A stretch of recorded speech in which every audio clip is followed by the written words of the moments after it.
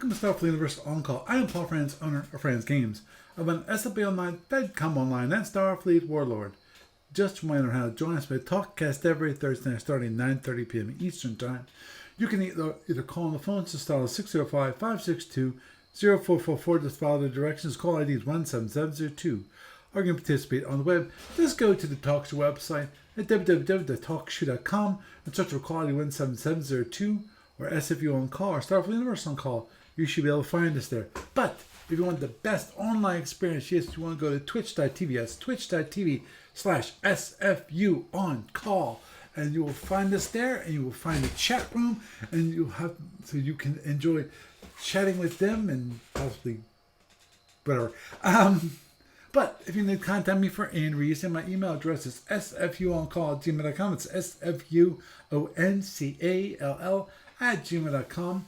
Also, you would follow me on the Twitter /X/ whatever they're calling it this week. My podcasting account is SFU On Call, same spelling as the email address. Or my personal account, which is Paul Franz, PaulFranz. There's no T in that. And if you want my business account, that would be Franz Games, FranzGames. Again, there's no T in that. Don't have to see why people add T's. Don't know.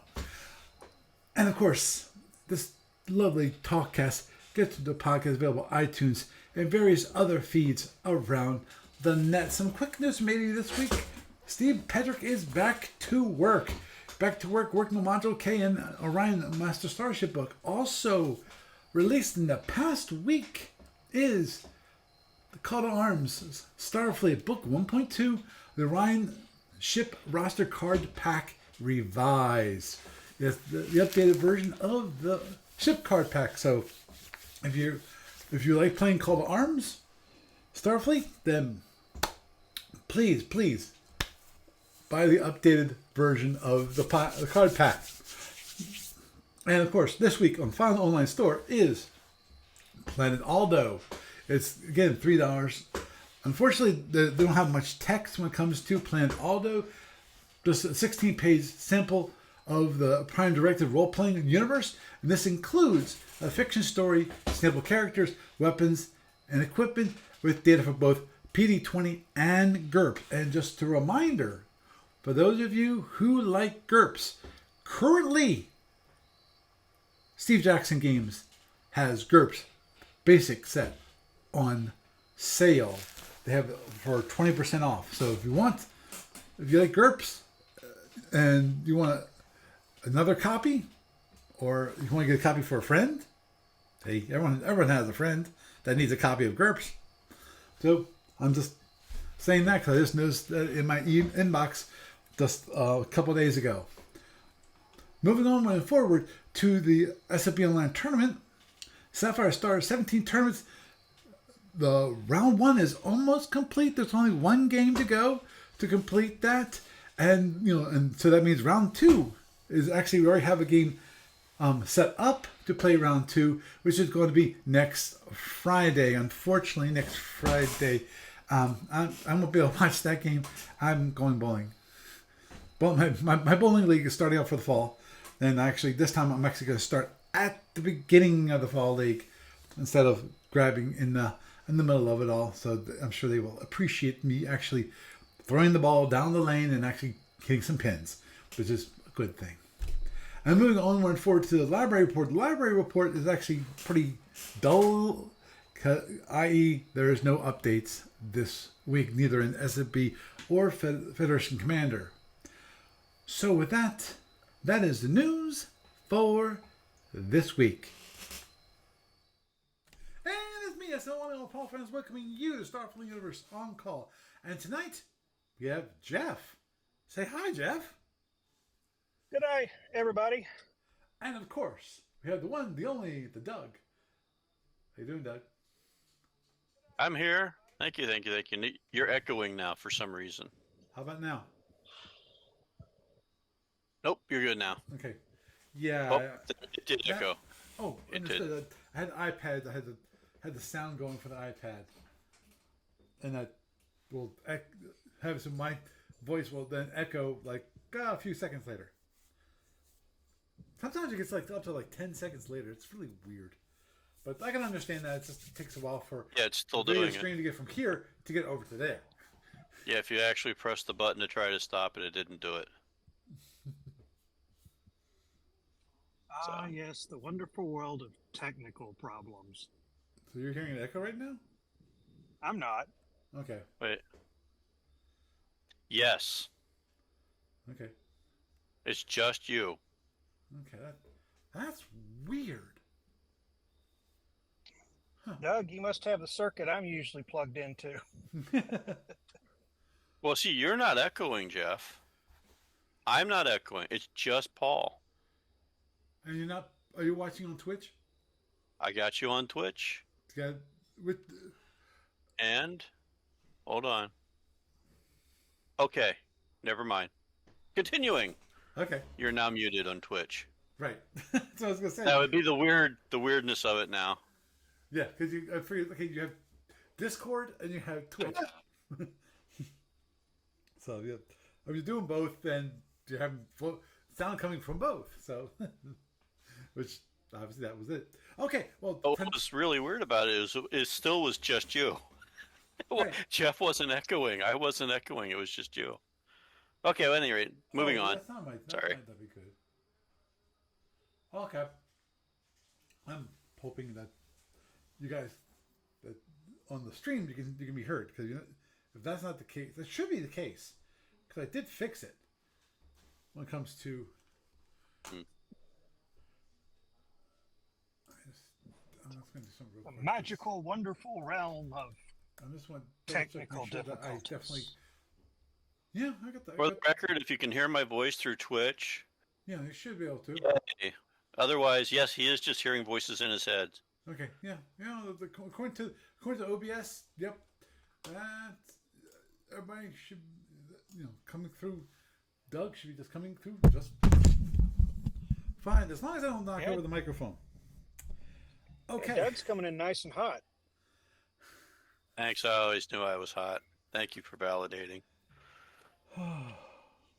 I couldn't take having the two kids as simple validation, Understood. but Okay. So what's the topic tonight, Paul? The topic tonight is my game. If you're watching on Twitch, then you will see very soon my screen. And on the screen, we will be playing my game, which was a 3-turn game.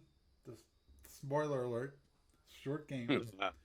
And I'm going to be playing it at 3 times the speed. That's the great thing about the VLC. You can play it 3 to 4 times the speed. So it gives you, instead of having it really slow, it catches up. And Lord knows if it's an hour. It was an hour and a half game, I think it was. So we wouldn't have time enough. So 3 times. 3 turns, you say, though. Yep. I wonder how this turned out. Yep. And let me just get this over to here. And that should then switch it. So now you see my screen with my talking head. Hi, my talking head. Okay. Now, just to let people know who haven't been listening, that's probably you, Jeff. And that is, I'm playing against a Federation CA, CC, tournament command cruiser and I'm flying the Seltorian tournament heavy cruiser. And so I have four particle cannons, three web breakers which fire as shield crackers, and then have 8 phaser 1s and 4 phaser 3s. And he has, of course, his 8 phaser 1s, his 2 phaser 3s, and his 4 photons, which are nasty little sons of guns. Okay. With Is that not the G? Does he not have a G rack on that? And a G rack, yes, he does. Yes, he does. Mm-hmm. And he actually They should let the feds trade that out for an F. But I'm sorry. Go ahead. An F what? Torpedo. No. That would be an FU. I agree there. Everyone would be flying the Federation in a heartbeat. Because now you're doing what is it? That's the BCF. Yeah, if you were to swap the G out for an BCF. F rack, for an F launcher, it would have to have rear plasma, which would still be useful. Or it could be like the It'd be BCF, interesting. the heavy battle cruiser, but it has four photons and 2 plasma Fs launchers. Exactly. It's an interesting ship. I always was partial to the DDL. I always was kind of partial to the DDL. The Federation DDL. Yeah, the lollipop with the 2 photons and the 2 Fs. Yeah, that definitely sounds interesting, especially given the two. The great thing about the 2 Fs is that it's 3-turn arming, which sucks when you have a 2-turn arming weapon and a 3-turn arming weapon. It kind of makes it hard to keep them in concert. But IC has to deal with that all the time. It's true, but they hold for free, which gives you the extra oomph to fully overload the 2 photons on turn 3 if you play everything just right. And 2 bolts and 2 fully overloads, that's going to put the hurt on anybody in the weight class. Agreed. Continuing onward to my game, so that we can get through this and not have to wait, have me go to bed around midnight. Okay, so start here. Started turn 1. This is the EA, and what I did was, I almost did something screwy.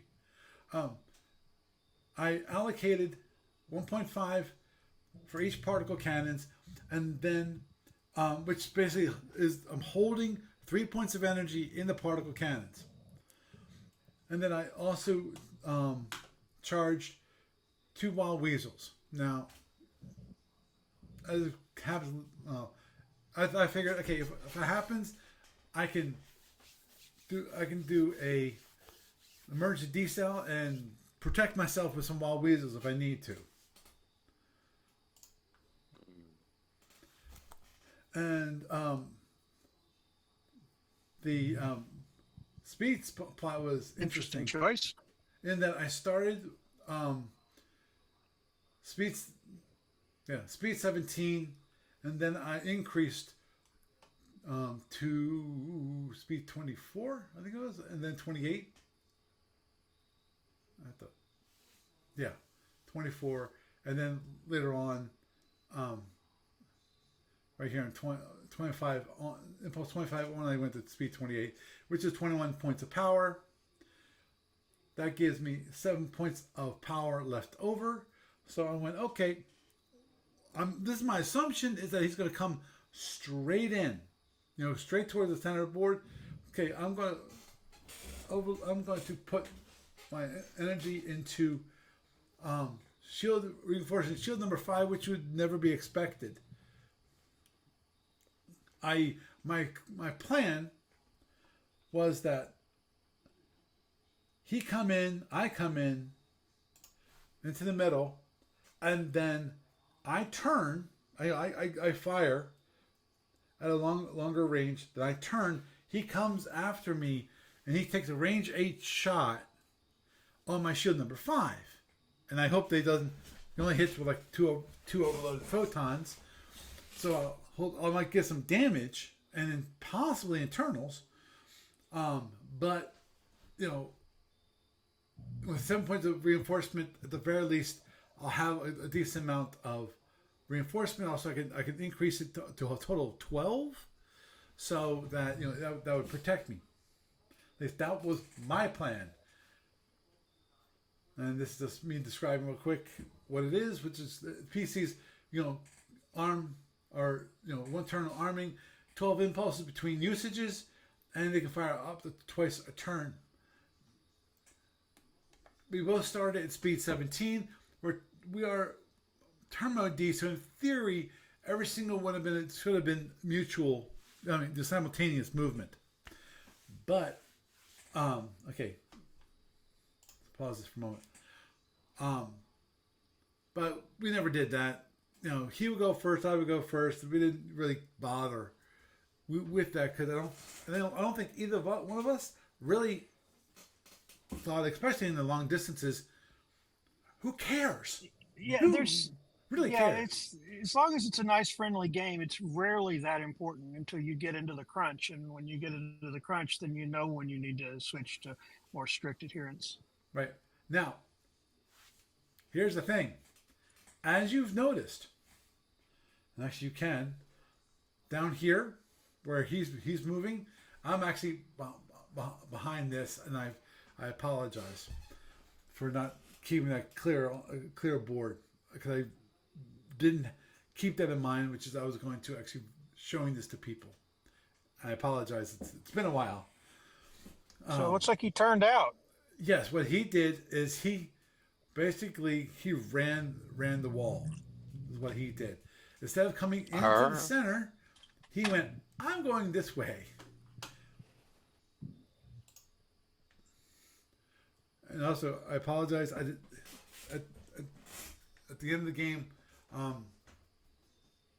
We revealed EA is not. I didn't actually show his EA to everyone, so you can see exactly what his plan was. You know, his EA is allocation, but you can see how I'm just coming. I said, okay, fine. I'm coming straight in. Because I figured You got to close the distance if you want to engage. Yep. The other possibility was actually go for my corner, and then we have to come together later on, or have him come around and kind of trap me into the corner against the wall. So it's fine. I'm going to get close. Try to get as close as possible. And this is where I think he turns in. No, yeah, he turns in right here. So now he turned. He was going around the bottom of the board, and now he's turned in. I'm still going towards the middle of the board. But for those listening to it on the podcast, what I did is I come straight in, then I turn towards him. They say, I'm coming straight down, and then I made my left-hand turn, went straight ahead, and then when he turned up, because he was down the bottom of the board, he went to his right, and then trailed the bottom of the board. And when I turned in, he turned in. But then keeps slipping out. And at the moment, and right now he's still slipping out. But I'm slipping towards him. Right now we're at impulse. As you can see down here, right now we're range 20. Well, he's thinking this is impulse 20. This is right now impulse 27. He keeps on slipping out at this point. Now he decided on impulse. Okay, let me just pause this. On impulse 31, 29, he turns in, and as of the end of impulse 29, we're at range 18. He's now coming directly at me towards the center of the board. I'm right now almost in the center of the board. I'm at 24.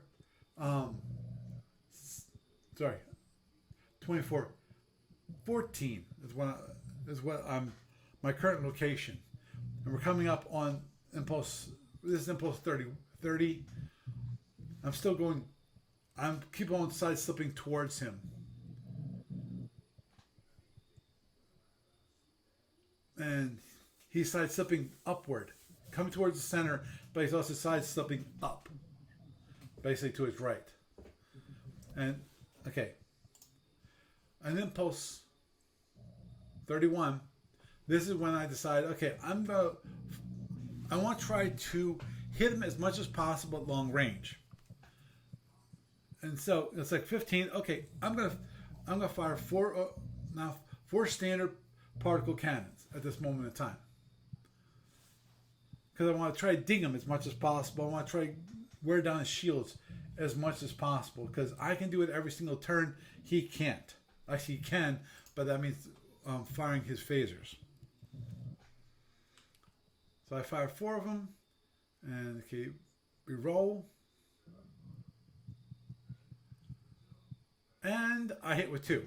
It's a roll. I roll a 5, 2, 2, and 6, which means I hit with 2 of the particle cannons for 6 points of damage, and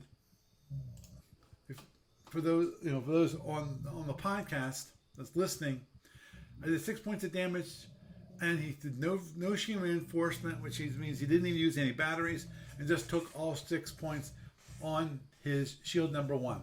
So now his shield number 1's down to 24. And we finally finish up on Impulse 32. He moves straight ahead, and I move straight ahead, and that's when we, of course, we had no end of turns until we go to EAs. Okay, now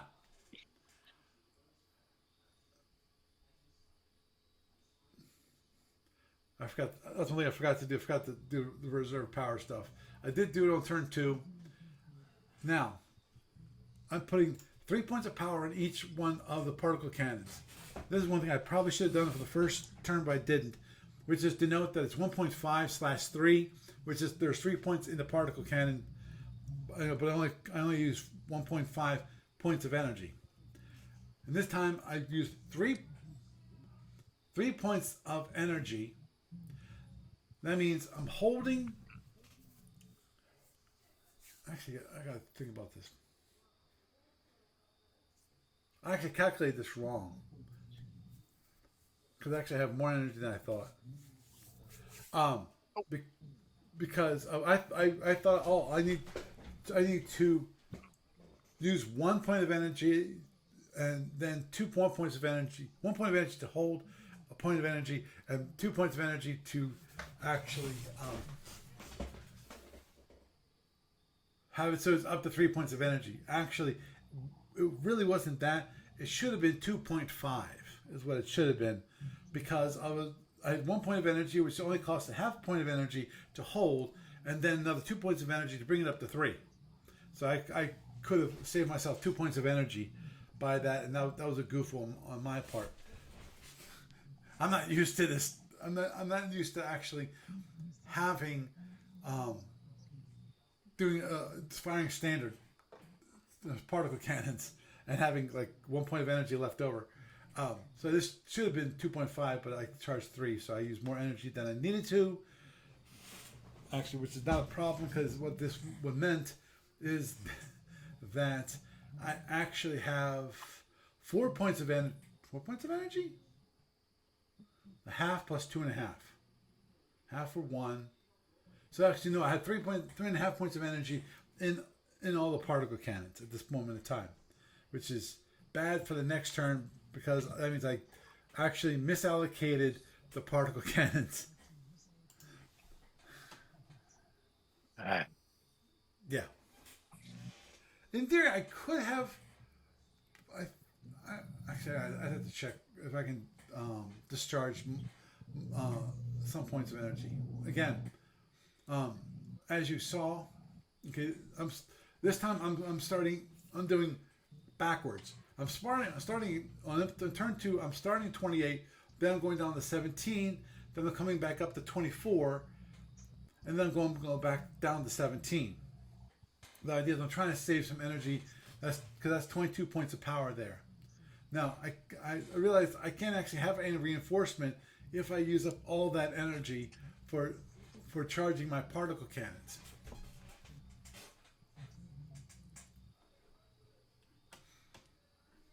So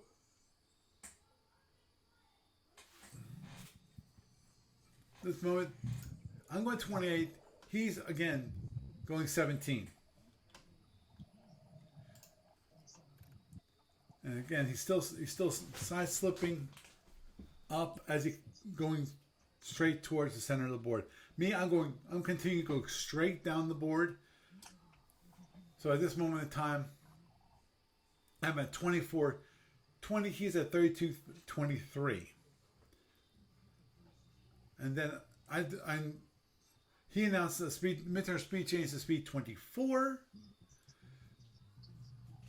And so he wants to try to approach me. Now, right after he did that, I turned right to go towards the bottom left-hand part of the board.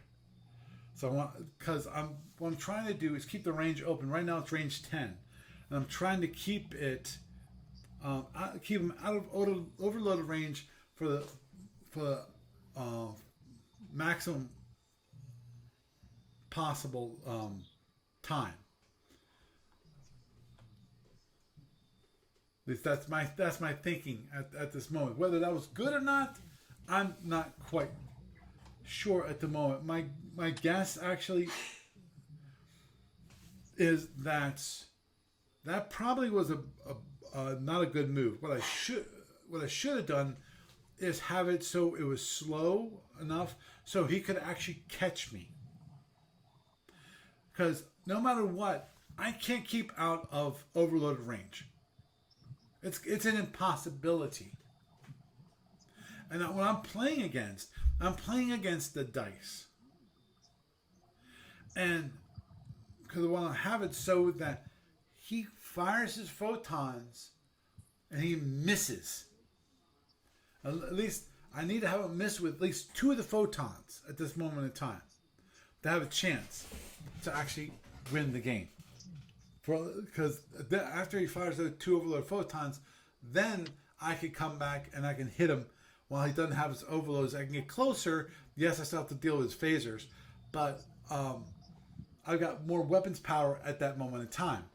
So I think what I probably should have done here is actually not try to stay away, because I'm actually at this point I'm going slower, and he will. I went from this is impulse 9. I'm going from 28 down to 17.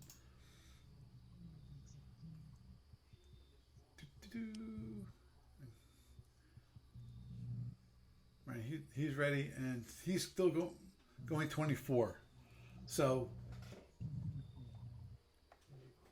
he's now at range 9, so he's closing slowly. We're getting all the way to impulse 214.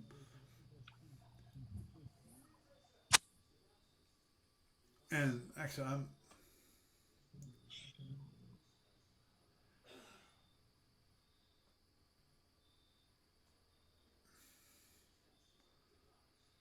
and then I increase, impulse 17, I increase. Now, at this point in the game, what I did was actually for impulse, as of impulse 22.18, instead of going towards the bottom left-hand corner, I'm turning right, and I'm going towards the left-hand side of the board. So I'm trying to keep the range as much as possible. Again, I think this might have been a bad idea, because it would have been, I think what I needed to do is actually have him hit like shield number 5. It would be a perfect shield to hit. The idea being he knocks down the shield, because I know he's going to knock down the shield no matter what I do. Short of him missing with all his photons, he's going to knock down the shield with 2 fully overloaded photons. There's nothing I can't stop him. But then, of course, he's going to fire some phasers. But if I have it so he only hits with half his photons, then I'm golden. I've got a chance. Yes, he knocked it down, but if he knocks down shield number 5, and I turn, now shield number 5 is out of arc. I don't have to worry about him, plinking me with his phasers at long range and getting internals and just trying to missing me to death. Knocking out phasers, knocking out particle cannons, knocking out shield crackers. possibly knocking out power, you know. Right. So right now we're coming up on the end of turn 2, and where he's thinking. Now this is range 8, and he's facing shield number 4, and he's thinking, should I fire at him? And in the end, okay, and I think what I did is actually, I guessed at this moment in time that he was going to fire he was going to fire the photons at me. So I went, okay, I need to fire some phasers at his shield number 1 because they're going to go bye-bye. They're going to get blown off the ship possibly. So I fired him just as a protective measure to do that.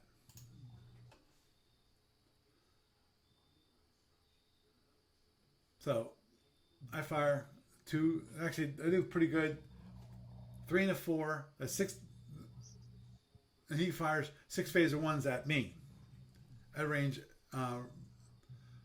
8. Which is 13 points of damage. And I decided to use my reserve power to actually to reinforce that shield. So I only got 8 points of damage on shield number 4 because I figured I gotta save that much of that shield as possible, because otherwise, if I don't, he might fire his photons at the beginning of next turn and really hurt me. Because at least with the next turn, I can actually have more reinforcement. Now, this is also impulse 30, so if he wants to, he can do it. He can fire his photons on impulse 31. But yeah, I fired 2 phaser 1s. I do 5 points of damage on his shield number 1. And what does he do? I forget. Let me look. Yeah, shield number 1. He hit you with every phaser 1 that bared. Yep. I do 5 points of damage. He has 2 points of reserve power, 2 points of shield reinforcement. So I knocked his shield number 1 down to 21. So I'm slowly going tink tink tink, knocking down the shield number 1, which to me is the shield. If I have any shield that I can really plink, that's the one I want to plink. Because if I can knock it down to so basically he's not going to want to have his shield number 1 facing me, I'm good. Because that makes it harder for him to fight. It's hard to fight behind a down shield number 1. In the long term, anyway. Yeah, it is. So, we continue on to impulse 31. I move, he moves. We're still at range 8. And he does nothing on impulse 31. 32, again.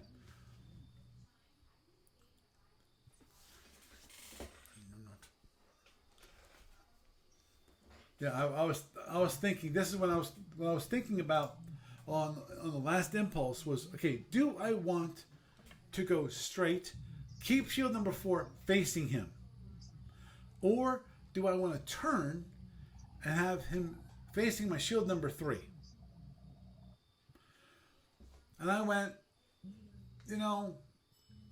I think that it's best if I keep shield number 4 facing him. So if he does fire weapons impulse 1, yeah, he'll possibly knock down shield number 4. But then I can turn to shield number 3, and then I can have shield number 3, and now therefore protecting. And now I have a brand new shield facing him, so I don't have to worry about him plinking me like 6 impulses later with phaser 1s on a down shield.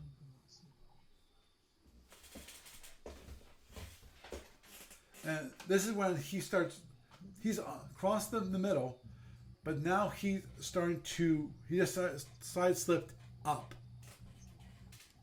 Now he's towards he's on the left third of the board. He's crossed the middle, and he's like right at the starting of the left third of the board.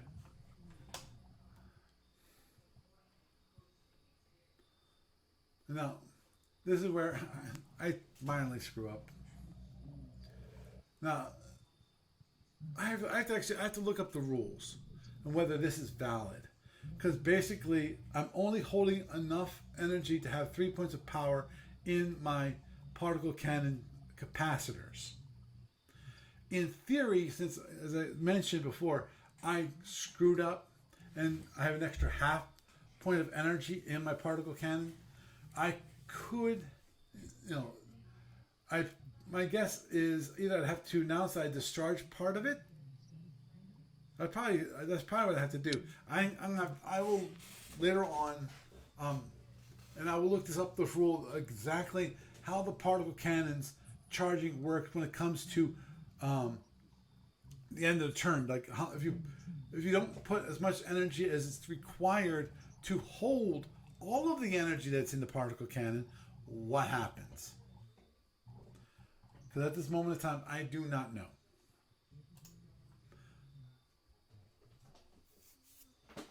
Because at the very least,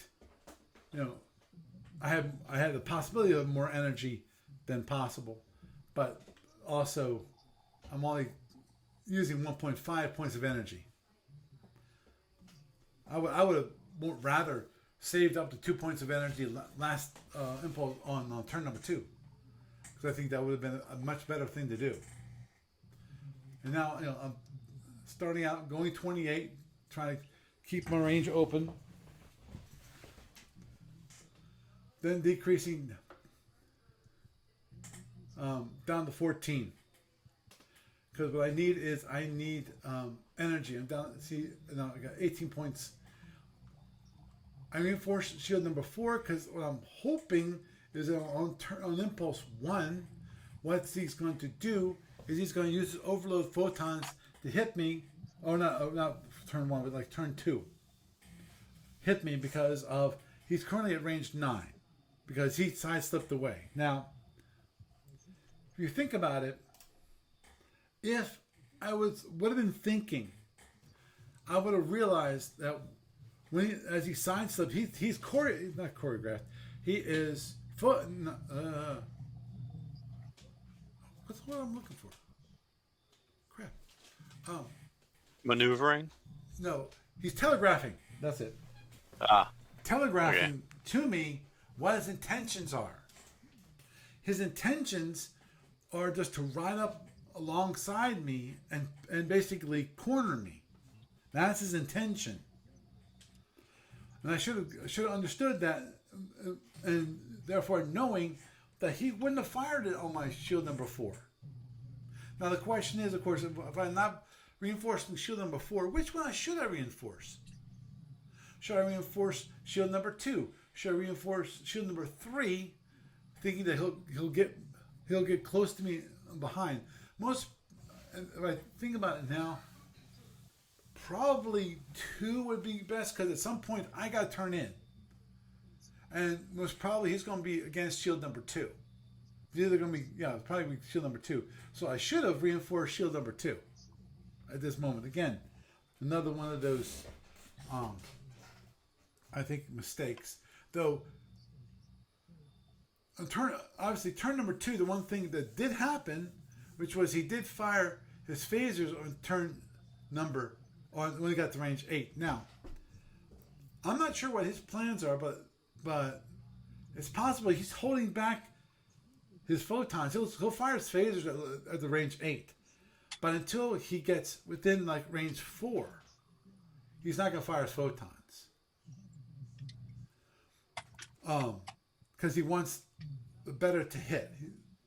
That 1 to 4 help does for him. Because for range 4 he gets to 1 to 4 to hit from 1 to 3. So that, which is most probably what his plans were at that moment in time. And again, he telegraphed it by side slipping up. He telegraphed that he's planning on just, instead of coming behind me, he's going to come right there and just go right up along the side, make sure that I cannot turn. When I turn, at the very least, he's going to corner me up here. In the upper left-hand corner, he's going to corner me.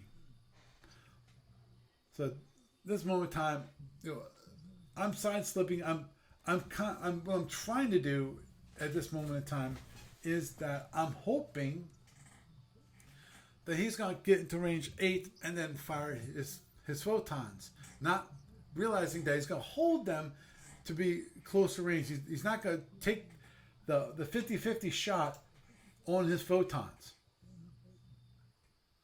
So in the end, I decided I have to turn up. I have to start trying to run in front of him, and hopefully I might be able to get ahead of him.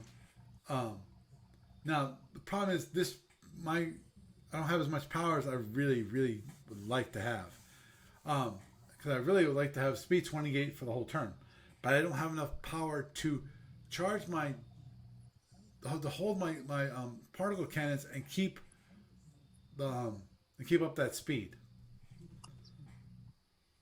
Because then I could have come up here and possibly got around to here. I'm not sure.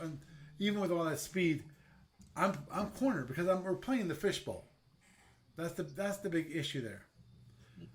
And at this moment in time, this is Impulse 3.10, 3.8. He was facing me, basically facing direction F. On Impulse 3.6, he decides, I'm going to make sure I'm going to meet him at the top of the board. So he turns straight up. At least that's what I'm reading by him turning straight up at this moment in time. Okay, this is an Impulse 3.9. I changed my speed down to 14. Now this one I don't understand. He sidestepped out at this moment in time, and he probably thinks you're about ready to turn in on him. That's why you dropped your speed to get a better turn mode. I typically do that. Yeah, which actually that's exactly what I did. When I get ready to turn in on an attack pass, I usually coordinate a mid-turn speed change so that I drop into a convenient turn mode for maneuvering. Mm-hmm.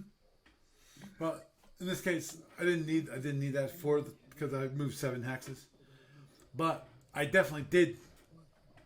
Right after I did the return speed change, I did a few. 5 impulses later, I turn in towards him because I don't want. I'm trying not to get completely cornered.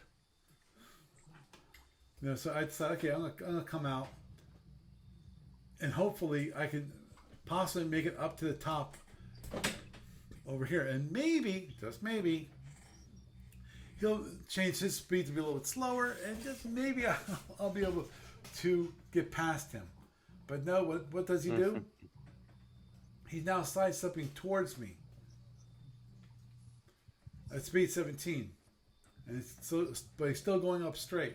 And at this moment in time, I'm actually kind of behind him. But I'm slowly.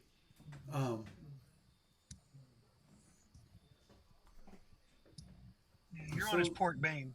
Yep. I'm doing my best to try to stay out of his FA arc at this moment in time.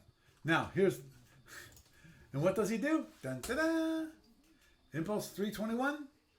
He turns in. He turns in. Hi there. Is your goose feeling cooked yet? Yeah. So, okay. Yeah. We're at range 6. On 321. You should be fine. Should be fine. Yeah, it should be fine. Okay. So, this is what I want. Okay, fine. This is what I want to find out. I'm going to use my Web Breaker in shield cracker mode. I want to see, does he have any reinforcement on shield number 6? So I fired 1 shield cracker.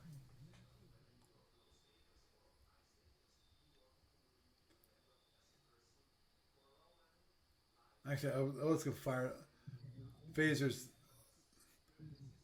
at this range. I went, no, I'm going to do 3 shield crackers. Then I realized, then what he does, he launched his drone.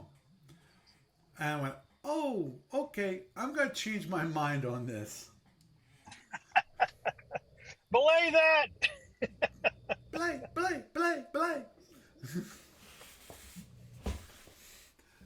For anyone who ever watched Pirates of the Caribbean, you'll know that reference. So I went, okay, let's go 1 shield cracker. Let's find out, does he have a reinforcement? Hopefully I hit. And I miss. So, okay, fine. Continue on. I said, okay, next impulse. Nobody moves. I'm going to do it again. And this time, hey, I hit. 4 points of damage. I didn't even have to look up to hit at that point because I rolled a 1. So range 6, I hit him with 4 points of damage. What happens? 4 points of damage, no reinforcement. So now his shield number 6 is down to 26. Okay, fantastic. Okay, I know he doesn't have any shield reinforcement on shield number 6. Okay, let's continue on. And he just mentions, hey, you have 3 of them. It's like, yeah, I got 3 of them. So I still have 1 more that I can fire. How much power do those eat? For charging them, it takes 2 points of energy. To hold them, it's 0. Or then you couldn't. Then if you only had, you only have the standard 5 points of reserve power, right? Correct. Then you couldn't have fired the 3rd one anyway because you didn't allocate for it, did you? No. They're capacitors. I charge it to 2. Oh, they start charged? Yeah, they start fully charged. So 0 points of energy to hold them. Okay. Yes. These are not like fusions. Actually, fusions, they are kind of like fusions. Fair enough. But yeah. More like phasers than fusions. Right.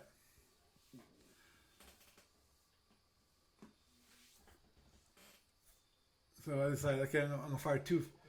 Because my plan is that I'm going to turn in. This way. Is what I was going to do. I was going to turn.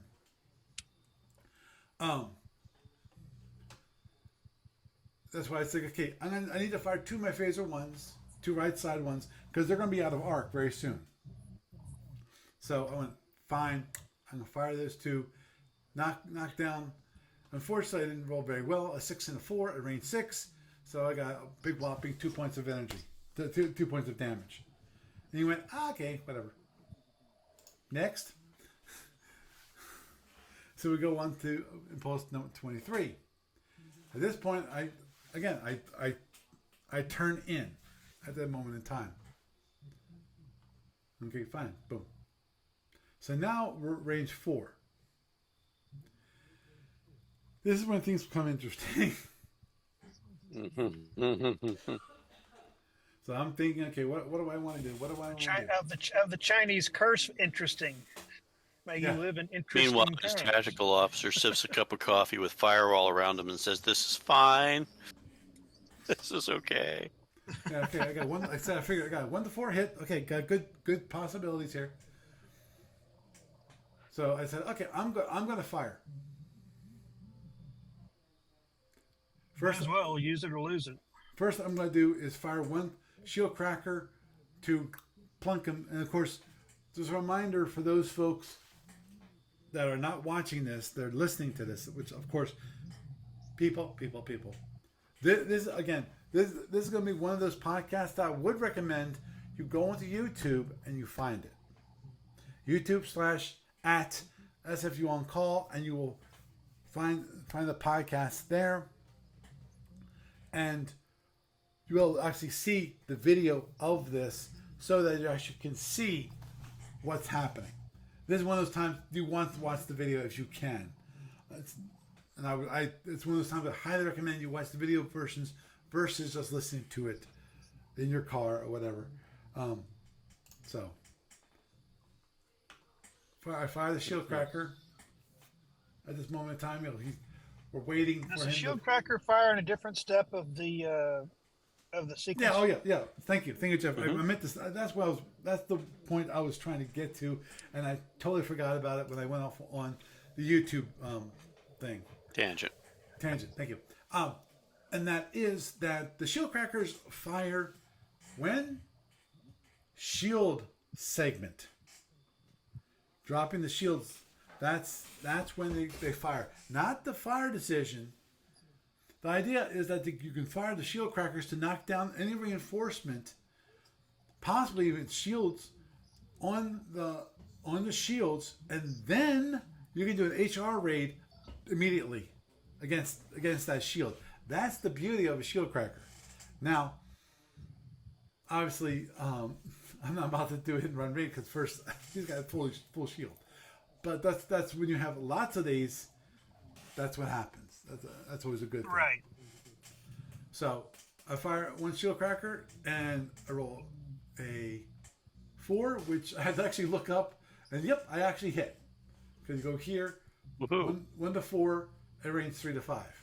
So I do 4 more points of damage against that shield. At that point, okay. Yeah. I'm going for it. I did. And for those of you watching, I fired my web breakers as web breakers. I didn't change the mode.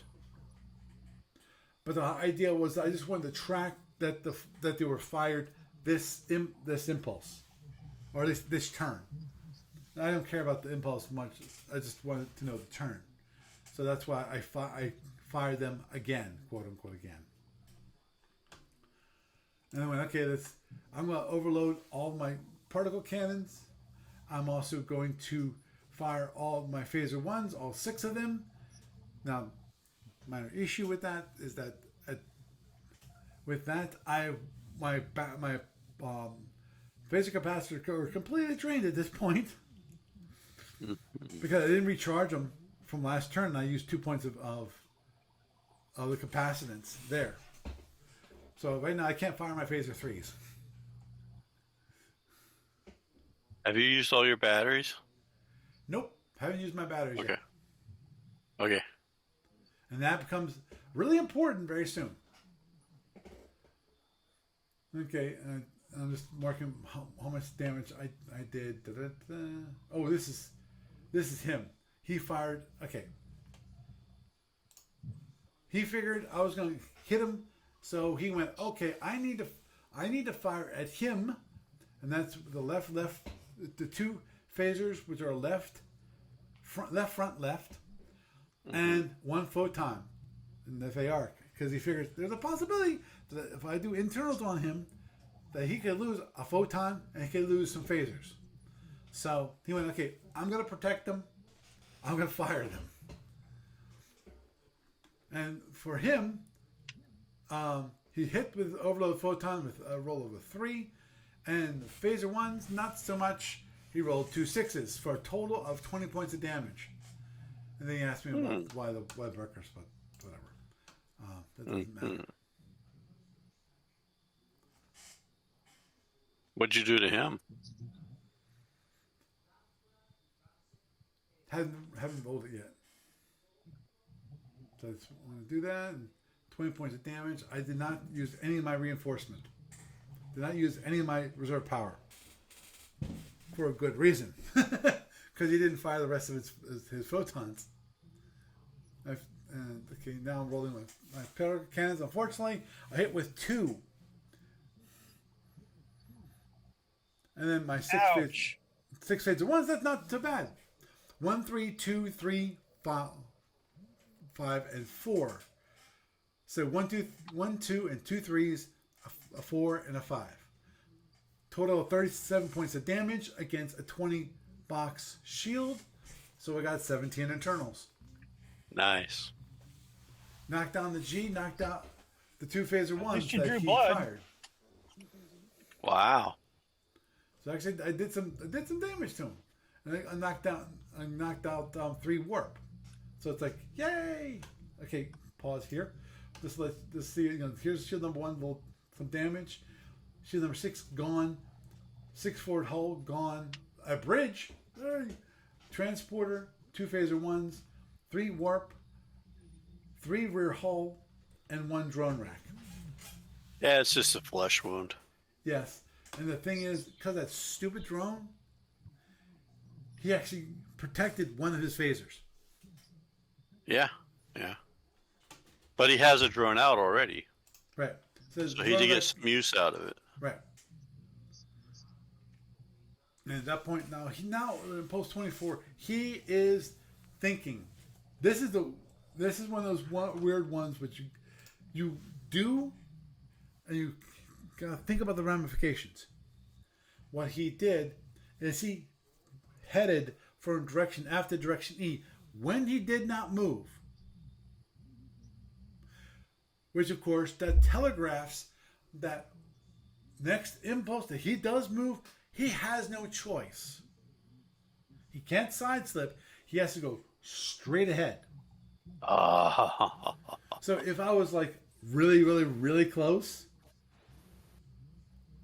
I could have launched a suicide shuttle. If I had suicide shuttle, which I don't have, I have wild weasels.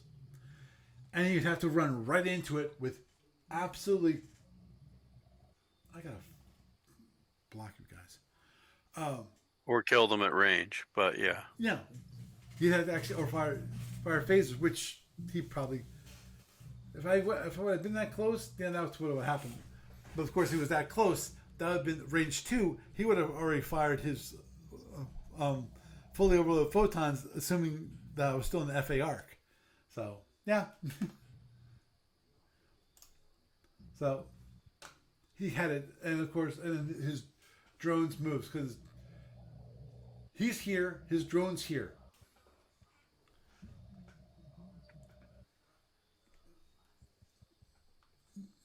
Yeah, right now, his drone is 1 hex in front of him. Yeah, I had... And he headed to E. Right. And then Jack said hello. Mad Jack. Yeah, I had to check to make sure that... Don't mind me. This part of it is just me confirming that he did not move. He just changed... Facing. Change facing. Now, after he did that, I went, you know what? I've got 5 points of reserve warp. Why don't we do this? Why don't we het? Yes, I don't move this impulse. But if I het, now, instead of having my beat up shield number 6, I can actually have I can basically put 20 points of reinforcements in. I can take 20 more points of damage on shield number 2. So I went, okay. Hi, goofball. So I went, okay, fine. I'm gonna head. So I headed from direction C to direction B. Here's the round problem. With this, of course. It's and that's when you snatch defeat from the jaws of victory. Well, here's the problem, folks. Here's the problem. Yeah, once you do that, you can't launch your. You can't decel and launch your weasels. He was too close to do that anyway. I need 2 impulses to do that. Yeah. But no. At this moment in time, I'm screwed anyway. I'm gonna have to be really, really close to that. You're giving him a range 2 shot, and he's still got 3 overloaded photons. Bingo! And the balance of his phasers. Ding, ding, ding, ding! Yikes! Give Jeff the prize. Yeah. Yeah, but he also used up a bunch of his shield stuff. Would be nice, but he can still bash through it. Right. So, Yeah. I had it. He was thinking. So he was okay. Well, like for him, it's like thinking what? You can't change your heading at all because of you already headed. So the only thing he actually did was remove on the next impulse. Next impulse, what he did, something which I'm kind of shocked he did. He sideslipped his drones so that he's coming right down the gullet, right down shield number 1.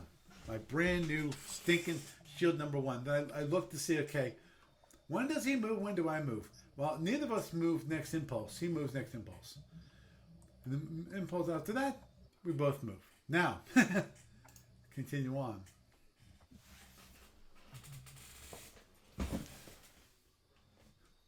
Here comes dun dun dun dun dun dun.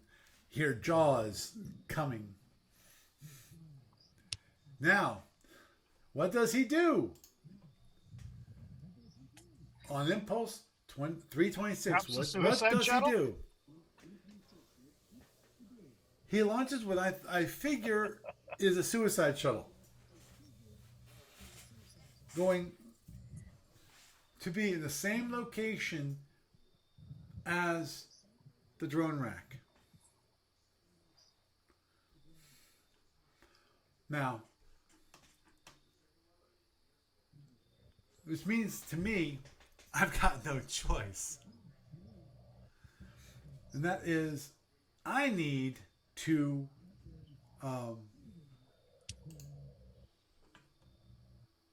I can't go Side slip. Yeah, I have to side slip. But this is going to be on this. But we have to wait for that moment. Because here's the thing. And that is dun da da impulse 326. What does he do? He fires 3 fully overloaded photons and 2 phaser ones. Realize, gents, he still has 4 phaser ones which he has not fired. And at this moment in time, what does he do? He hits with 3 overloaded photons. That's 48 points of damage. Cold, hard, stop. And 2 phaser ones, which actually does kind of poorly, but he's also at this point range 2. So a 6 and a 5 actually still does a good bit of damage. So he does a total of 55 points of damage against a nice 30-box shield. So what happens? 25 points of 25 internals. And this is where it gets ugly. Click OK. Okay, phasers. Okay. Kill for 1 phaser. He stomps the cockroach. Kill 2 phasers. Kill a particle cannon. Kill a web breaker. Kill another phaser. Kill another phaser. So I got 4 phasers gone. He had all those weapon boxes. Yep. He hit them all. Now,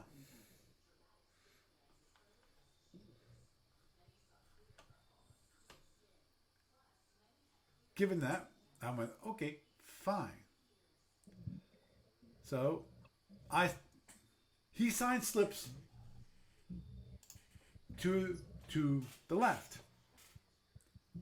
The reason why he does this is so that he can stay on shield number 2. Now, I think this is one of those He times. wants to Miza the heck out of you. Yeah. He wants to admit to, yeah. Yep. Among other things. And you know what the funny part is? At this moment in time, I'm not sure if I did the correct thing. What? Here's one thing I definitely should have done, but I didn't do, which was later. By this moment in time, in theory, I had a choice at this moment in time. I could go straight ahead, take the drone, direct to shield number 1. Okay, big deal. Blah, blah, 12 points of damage, shield number 1. Problem is, if that's a suicide shuttle, it's going to go also through take the shield number 2. It's going to be 18 internals right there. Boom. And Now, I won't have to worry about his phasers, though. His phasers will hit shield number 3.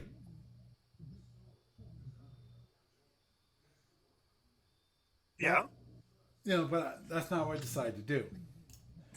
I decided, because I'm concerned about the suicide shuttle going right through my shield, and the funny part is, I never actually checked to see if it was a suicide shuttle. It's possible he just flatly outguessed me, and he launched a shuttle. Could be even be a pseudo suicide shuttle, as in 0, which requires 0 energy to prepare, but it's a seeking shuttle. So if I would have done, yeah, there's kind of no point in that. yeah. Okay, now I got hit. He fires all these 4 more phasers, and does 25 internals. See, On 4 phasers? Yep. Yikes. Knocks down phasers, knocks down warp, knocks down all my batteries, knocks down all of my labs. So all my crunchy wonderfulness is Gone. Now, of course, he hits me with the drone. This time he hits it on shield number 6. Unfortunately, that's going to be 2 internals right there. So, knocks out my tractors. No, he knocks out 2 warp with that. I continue on to the end of the turn because I want to finish out the turn just to say, okay, what's my position? Originally, actually, I wanted to go to EA before I figured that out. I wanted to let the client calculate all my power, but I actually sat down and calculated out. This point, he's going that way, I'm going this way. Still don't know if this actually is tracking me. By this moment in time, if you read it all up, 13 points of power gone. Oh yeah, this one's over. I have Pretty now much 3 phaser 1s, 2 phaser 3s, 2 web breakers, and 2 particle cannons. No tractors, no forward hull, yeah. You're done. no labs. Yeah. Yeah. So Yeah, there's no more I'm fluff left on you. going, I gotta concede at this moment in time. Because I looked at that, and then I looked at his ship, and I went, yeah, okay. Where he basically, as I said before, he has 3 aft hull gone, 6 forward hull gone, 1 bridge, 2 phaser 1s, and a drone rack. He still has all 4 Yeah, you photons. get all 4 photons. You're done. Yeah, exactly. You'll get next turn to try to rebuild something, but I mean, there's nothing to rebuild. At that point, he can turn around and just forget about the photons and phaser boat you. Yep. Yeah, Exactly. pretty much. Yeah, and that's when I said, I'm going to concede at this moment in time. Half of my weapons are gone. Mm-hmm. 3 or 4. And a bunch of power. Yep. Yeah, and he's just in really, really good shape. Yep. And as I pointed out to y'all, and that is, he hit with all full photons. The only thing that I was not as bad a condition as I might have been is that that 1 photon was on a different shield. So that's 16 less internals I would have gotten. I could have gotten. But I understand why he did it. He wanted to protect that photon because it's possible he might not have gotten anything out of it at all. So it's best to fire now and hope that it hits. If it hits, at the very least, later on in the game, okay, he's got that shield mostly down. You know, and Or in your case, it was completely down. yeah, well, that's after the drone hit it too. Yeah. So, and this is where he just reviews everything, and we just had a little minor discussion afterwards. So the good and the ill.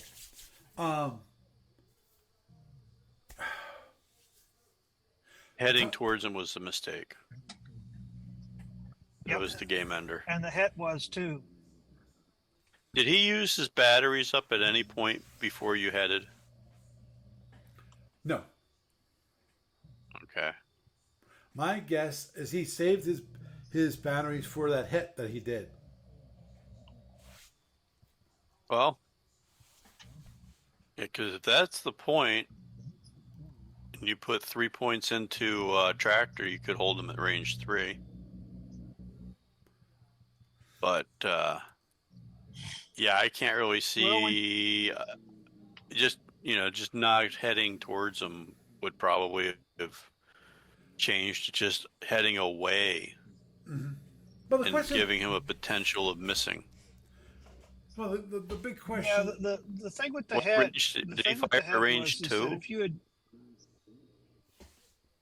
he was at range 4 when Paul headed, right? No, they were pretty close. Was it range 4 or range 3 when you made your het, Paul? Range 2. Oh, you were already at range 2? They were really close. Yeah. At that point, bringing a new shield around was nice, but you should have thought about your exit vector. Yeah, if you'd Instead of gone offering away him, from instead him, of offering him your number 2, instead of if you'd offered him your number 5 instead of your number 2, you might have had a different outcome. yeah, because you wouldn't be eating his. You mean shield number 3? No, if you headed away. Well, No. Yeah. No, well, he was- 3 he instead was of 5, but he yeah. was heading E. I probably should have gone to A. If you'd had a delta or echo, you'd have been in a better shape. That way, you would not have had the follow-on damage of the potential of a suicide shuttle or the drone. You would have been able to run away from both of those and figure out what you wanted to do later. But it was that follow-up damage of the drone that just sealed your fate. Well, that plus also Because you being at you range ran 2. it, Yeah. well, yeah, at range 2, that's horrible in and of His itself. phasers because- do like butt ton of damage, basically. and he still Yeah. had did he still have his 2 3s to fire at you? Yeah. Which means that could have been another 8 internals. Mm-hmm. I'm not sure if he even had. One thing I did not look at his EA, so I don't know if he actually had the phaser capacitor to do that because he fired two Right. two phaser ones the previous turn at range 8. Right. So he might not even have the power. But on the other hand, he got to do all that damage to you and rip off yeah. a bunch of weapons and a bunch of power and Yeah. all He sorts of definitely got stuff from the inside of your boat. Yeah, it's And just on one, I think on hitting with 4 overloads and 1 battle pass. Yeah, we'll have to count. We'll have to show that. Yeah, that was the lucky fed. The lucky. well, fed even hit. so, it's hitting with the 3 and a bunch of phasers at range 2 Yeah. is the thing that did it. Mm-hmm. So I think getting that close at that point is what did it. So Yeah, I had to figure out how the heck, because I definitely was not going to be able to keep outside of range 8. It's impossible. It's impossible. Well, it's impossible, but you can delay it for a long time. Right. So he got the center of the board. You know, even though he didn't go right to it in the beginning, he still got there. Right. So, don't know. Yeah, it's an interesting thought experiment. Yeah. But As I said, especially yeah, you're against right. the Fed. He suckered you into a position where all your maneuvering was dilemmas and not solutions. Mm-hmm. Yeah, good for him. Yep. Plus, not missing with. If he'd have missed with No, one that did not- photon, Yeah. that might have made a difference on that 3 attack. But again, he's at range 2 when he gets that attack in. So Yeah. I mean, that was pretty much optimal for him as a battle pass goes. So.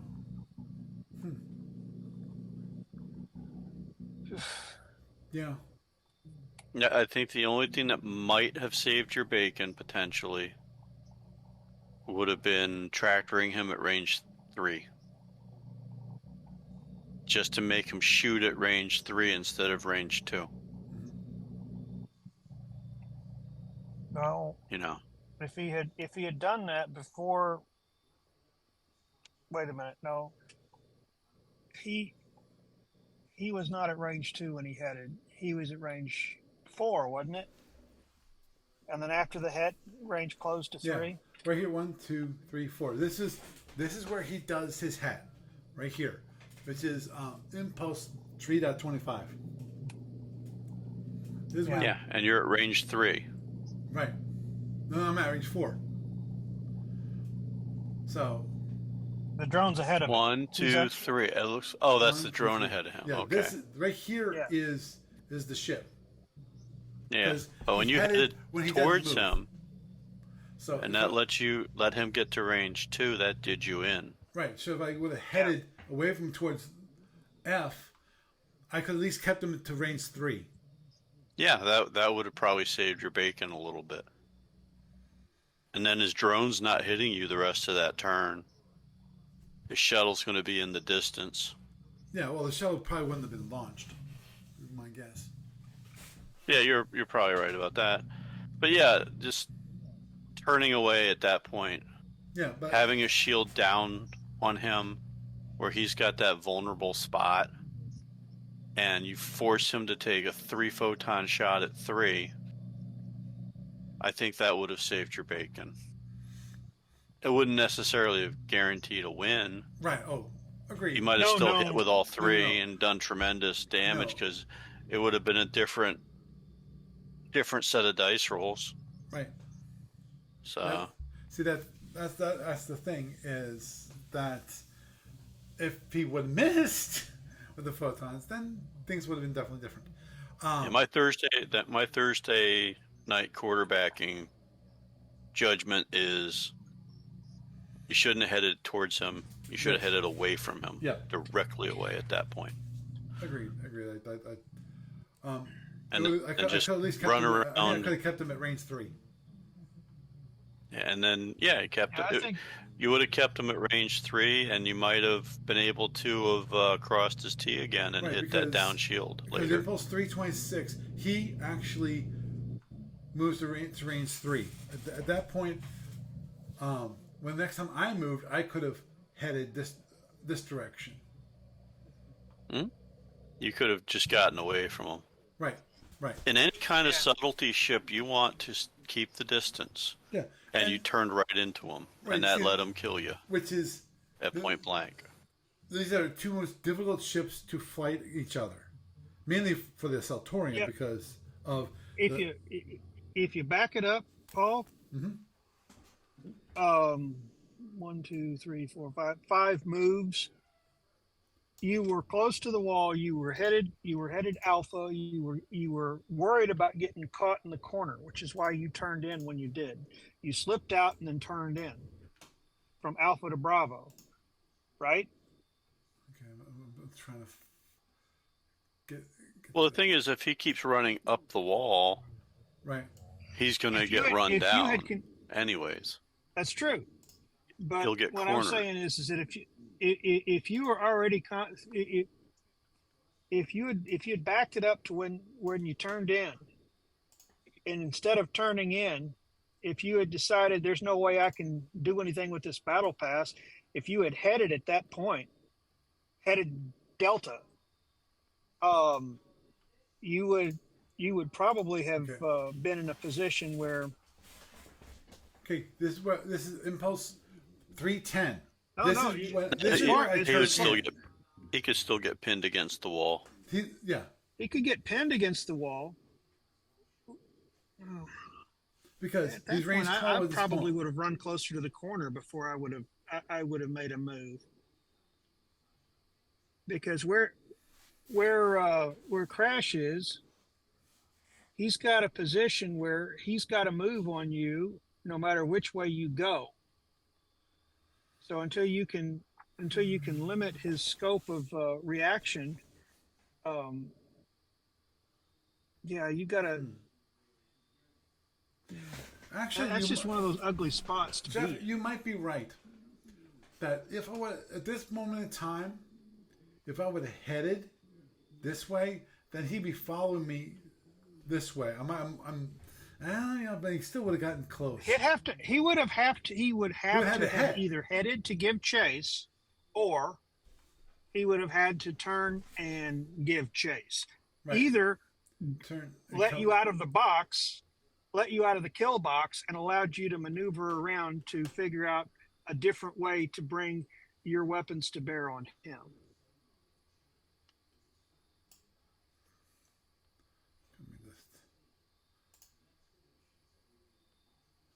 Okay, that's when I go straight up, and that's when he impulse 3-6. That's when he turns. Yeah, there it is. 3-6. He turns. So we still got a lot of the turn left. The question is, if at this moment in time, If I were interested in escaping and Right. not letting him pin me down and was willing to burn ahead at this point in the game to do it, this is when I would have done it. right? Because at this point, he can't turn for 3 or 4 more moves unless he burns ahead. Right. And even if he does, I'm already in the correct vector to stay out of his arc. All he can do is join a stern chase, either through normal moves or through a high energy turn. Either way, I'm out of the fire sack and I live to fight another turn. Yeah, I would have to work through this one, because the question is, if I do hit and then he hits, what's going to be the range that I'm going to be able to maintain? Well, it depends on his speed. Will it be 3? Because I can't. It depends on his Remember, speed. I can't increase, and he probably won't be increasing either, which means he'll probably stay 17. And when do I change my speed? Because actually, I do have a couple of impulses where I'm stay ahead of him, because I'm still going 28, and I can, as the Seltorian, I can head at speed 28. So I might have done better. I might have done better if I would headed right here. Yeah. Because Yeah, I still have my point, I still have my top speed with his turn, going. with him having just turned, that would be the point. He's committed to his track for the next few moves, unless he does something like a high energy turn. Well, the thing is, And- if you do that het, are you going to bring all your weapons to bear that you brought on him to do internals? Because that's the key No. thing. I mean, when you did the internals to him earlier, when you were closer in. Right. Yeah. If you I would headed give away up from that. him then and maintained your distance, you cut down on his odds of hitting with all three and doing tons of damage with the phasers.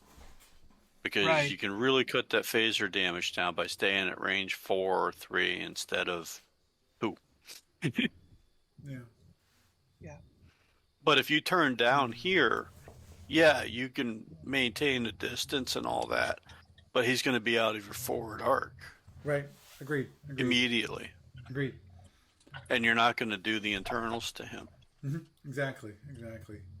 So I kept on what I was doing, but I would have headed out instead of heading in. Then things might turn You'd out. have a chance. I had a chance because also the roles, well, it wouldn't be different, but also at the very least I'm keeping the odds a little better. Instead of being 1-5, it's 1-4 when it comes to Yeah, Right. it's 1 to 4. If he rolls any 5s and 6s, that's 16 points less damage. Right. And even so, even if he hits with all 3 of those, his phasers Right.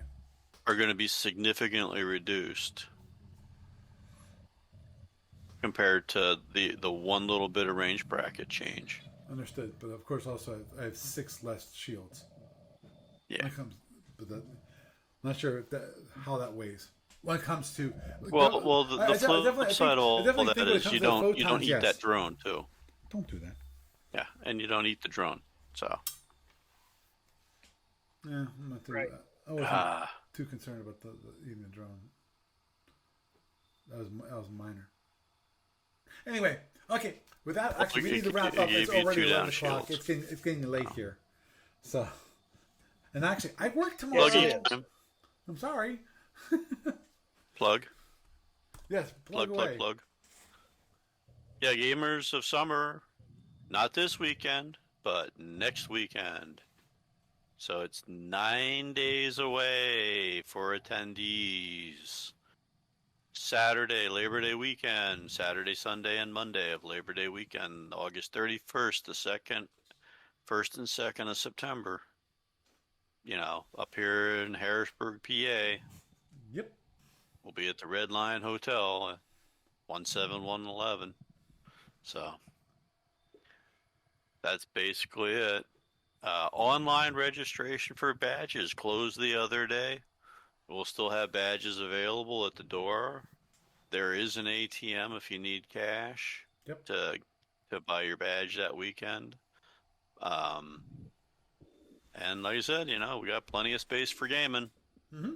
Yada yada yada. Game time. Yep. Okay. Well, with that, Doug, you have a good night. Thanks for having me on, Paul. Nice talking to you, Jeff. Yeah, it was nice talking to everybody in. I wish everybody a good night too. Okay. And Jeff, same for you. You stay safe out there, driving those mighty highways of the U.S. Yeah, that's the plan. Yep. Well, stay safe. Good night, everybody. Okay. Good night. Okay, bye. So, obviously, I goofed. You know, again, it's one of those tough battles because you've got you got the ever loving. Yes, sorry, my cat is just joined me. He's got the 4 photons, and unfortunately, the Seltorian doesn't have anything to stop him from getting close. Yes, if you want to, you can not charge your particle cannons and treat it as a phaser boat and run around like a madman. That's one way of doing it. But that's about the only way. Is you have to run away from him. Is what you have to constantly being running away from him. You have nothing. It's not like you have plasmas or drones or anything like that where he has to either face them, fire his weapons at them, or turn away. You have nothing like that. That's the beauty of his next opponent, which is the Romulan KR. That's going to be his next opponent. And that one, he's got plasma. Plasma will keep him from coming down his gullet, without taking quite a bit of damage on the way in. And it probably will do his best to avoid that. So, with that, I am Paul Franz, and I bid you a good night.